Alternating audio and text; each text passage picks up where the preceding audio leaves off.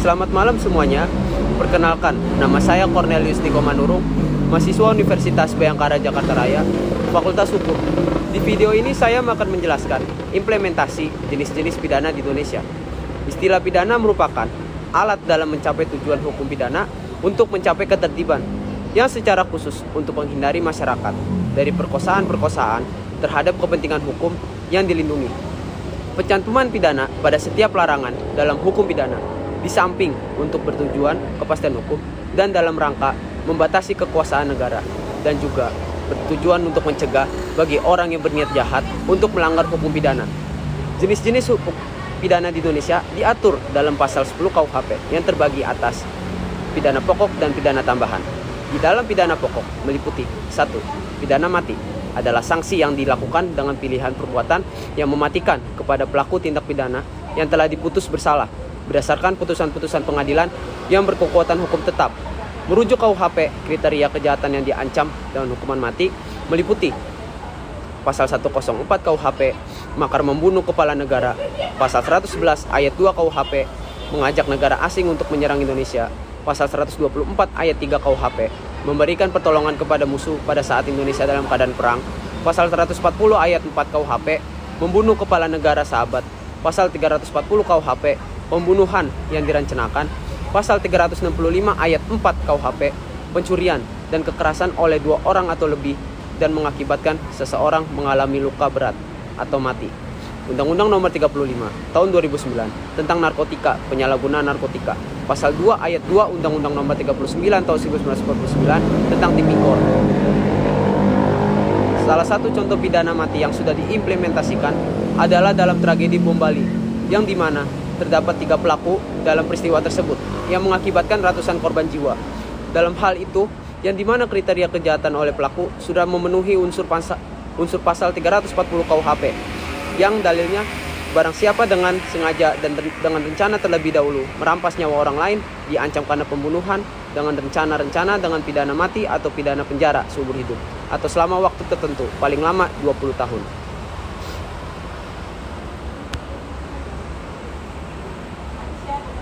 Yang kedua, ada pidana penjara. Ketentuan tentang pidana penjara sebagai pidana pokok diatur dalam pasal 12 KUHP, yaitu pertama, pidana penjara adalah seumur hidup atau selama waktu tertentu. Yang kedua, pidana penjara selama waktu tertentu paling pendek 1 hari dan paling lama 15 tahun berturut-turut. Yang ketiga, pidana penjara selama waktu tertentu boleh dijatuhkan untuk 20 tahun berturut-turut dalam hal kejahatan yang pidananya hakim boleh memilih antara pidana mati, pidana seumur hidup, dan pidana penjara selama waktu tertentu atau antara pidana penjara seumur hidup dan pidana penjara selama waktu tertentu. Begitu juga dalam hal batas 15 tahun dilampaui sebab tambahan pidana karena perbarengan, pengulangan atau karena ditentukan pasal 52. Pasal 4.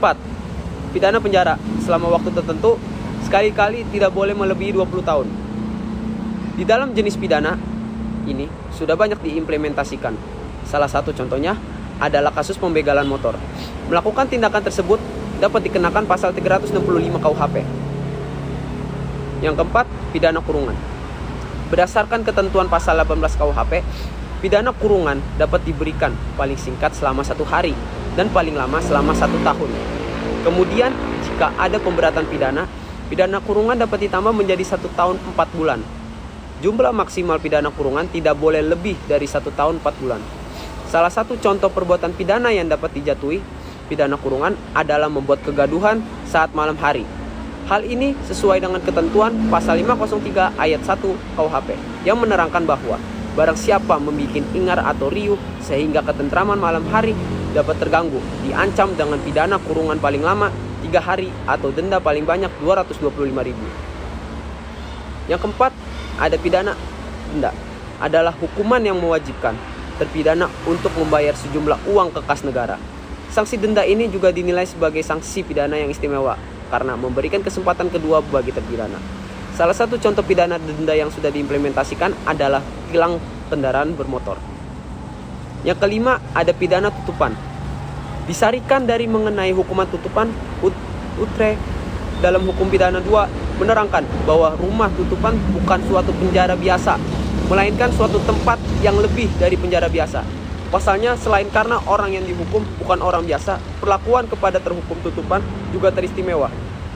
Terkait contoh tindak pidana yang dijatuhi sanksi pidana tutupan, Wirjono Projodirkoro dalam asas-asas hukum pidana di Indonesia menerangkan bahwa sepanjang hukum Indonesia, pidana tutupan pernah dijatuhkan putusan Mahkamah Tentara Agung pada 27 Mei 1948 yang mengadili para pelaku kejahatan yang dikenal dengan sebutan peristiwa 3 Juli 1946 atau dikenal juga dengan sebutan 3 Juli Affair.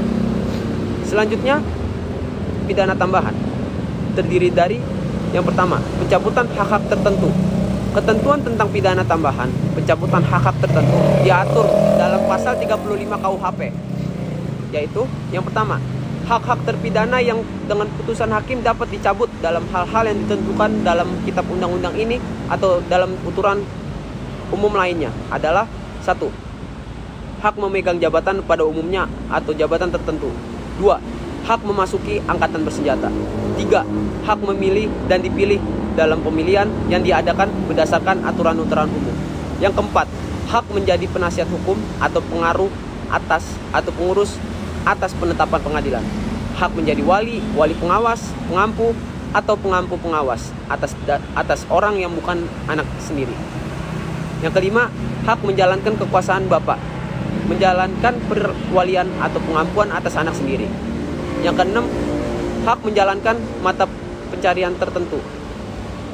Hakim tidak berwenang memecat seseorang penjabat dari jabatannya jika dalam aturan-aturan khusus penguasa lain untuk pemecatan itu. Salah satu contohnya adalah pencabutan hak politik terdakwa korupsi. Yang kedua, perampasan barang-barang tertentu. Ketentuan tentang pidana tambahan perampasan barang-barang tertentu diatur dalam pasal 39 KUHP, yaitu 1. Barang-barang kepunyaan terpidana yang diperoleh dari kejahatan atau yang sengaja dipergunakan untuk melakukan kejahatan dapat dirampas. 2. Dalam hal pemidanaan, karena kejahatan yang tidak dilakukan dengan sengaja atau karena pelanggaran dapat juga dijatuhkan putusan perampasan berdasarkan hal-hal yang ditentukan dalam undang-undang. Yang ketiga, perampasan dapat dilakukan terhadap orang yang bersalah yang diserahkan kepada pemerintah tetapi hanya atas barang-barang yang telah disita. Contohnya adalah perampasan semua aset hasil korupsi. Yang ketiga, pengumuman putusan hakim. Menurut Jan Remeling bahwa pidana pengumuman putusan hakim dari sudut pandang terpidana merupakan suatu penderitaan serius karena secara langsung menyentuh nama baik dan martabatnya, di mana pengumuman putusan hakim di satu sisi merupakan pidana tambahan, namun di sisi lain menunjukkan karakter sebagai suatu tindakan atau matregel yang bertujuan melindungi kepentingan masyarakat. Menurut Andi Hamzah, bahwa pidana pengumuman putusan hakim bertujuan agar masyarakat waspada terhadap kejahatan-kejahatan seperti penipuan dengan hipnotis, menyamar, penggandaan uang, dukun cabul, dan kejahatan lainnya, agar masyarakat menjadi waspada. Demikianlah penjelasan dari saya, Cornelius Niko Manurung.